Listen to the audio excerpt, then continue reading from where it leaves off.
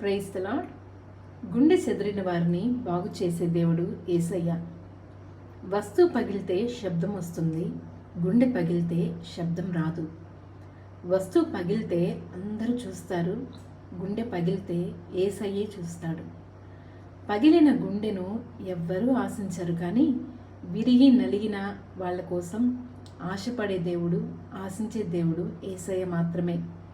వస్తువు పగిలితే ఏరి పడేస్తారు, కానీ గుండె పగిలితే నా యేసయ్య ఆ గుండెను బాగు చేసి సరిచేస్తాడు.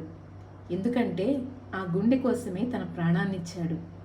కాబట్టి నీకెవరూ లేరని, నువ్వు ఒంటరి వాడివని, ఒంటరి దానివని, నీకు శ్రమల వెంట శ్రమలు వస్తున్నాయని కృంగిపోవద్దు. యేసయ్య నీకు తోడుగా ఉన్నాడు.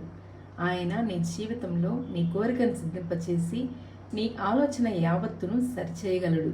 కాబట్టి ప్రార్థించు, నమ్ము, ఎదురుచూడు, గొప్ప కార్యాలు చూస్తావు. God bless you.